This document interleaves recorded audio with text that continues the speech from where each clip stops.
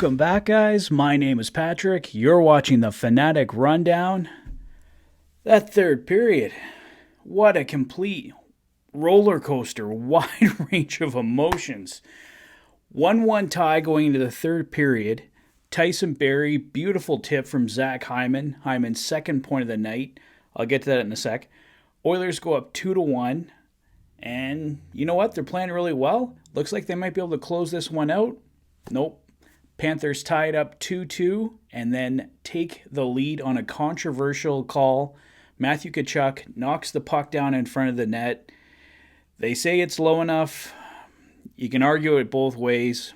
Regardless, after Tkachuk knocks it down, Panthers knock it in. They go up 3-2, and it looks like one of those games the Oilers are just going to blow.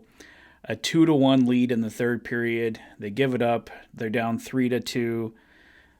Clock's going down, and it just looks like it's going to be one of those nights. The puck comes free. Bouchard, a perfect shot with 4.4 seconds left, ties the game 3-3. We are going to overtime, and just 22 seconds into overtime, Florida player falls down in the Oilers zone, creates an odd man rush going the other way. And when you got McDavid and Draisaitl on an odd man rush in overtime, it's usually over.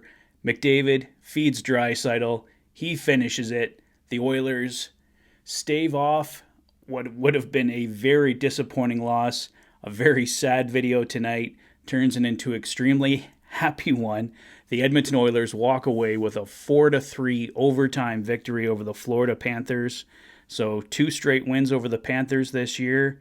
And yeah, guys, I was getting ready to do yet another sad video. There's been a lot of them recently, and it's nice to not have to do that. We get to do a celebratory one instead. A 4-3 come from behind victory for the Edmonton Oilers tonight. They got a streak going, 2 in a row. You got to start somewhere, right? And speaking of starting somewhere, James Hamlin, his very first NHL game tonight. Thought he played pretty well. He was on the fourth line with Dylan Holloway and Brad Malone, I believe it was. They kind of moved the lines around throughout the night, as Jay Woodcroft and every other coach in Oilers history does.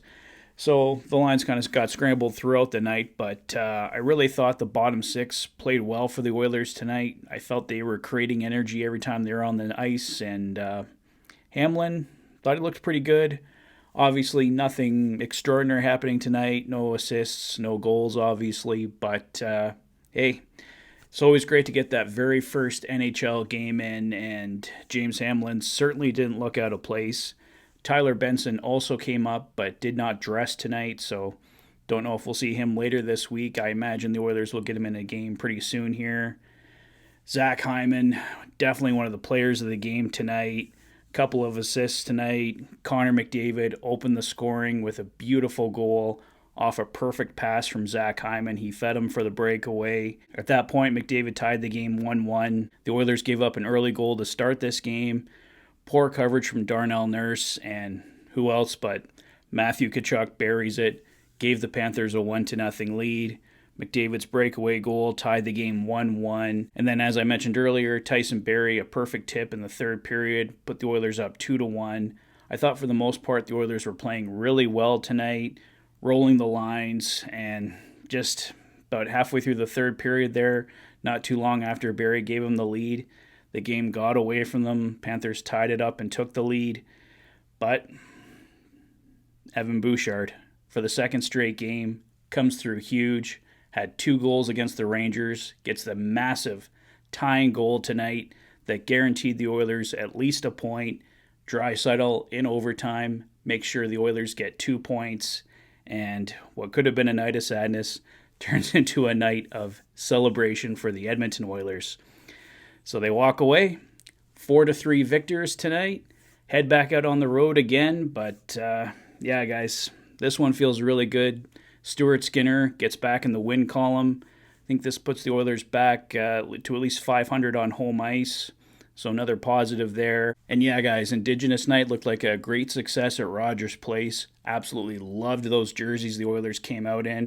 Definitely going to try and get my hands on one if I can. It looks like the Oilers just auctioning off the ones the players were wearing on the ice, so don't know if they're actually going to sell them in a store to buy. I was looking online and I just saw hoodies, t-shirts, decals, stuff like that. So fingers crossed the Oilers do put those up for sale at some point, because would love to get my hands on one, and I know a few other people would too. They looked awesome. So congrats on the Oilers for a great night in Rogers Place, and the players on the ice delivering a 4-3 Oilers victory tonight. Let me know what you guys thought of the game in the comment section below. If this is your first visit to the channel and you like what you see, please consider liking and subscribing for all the latest Oilers content.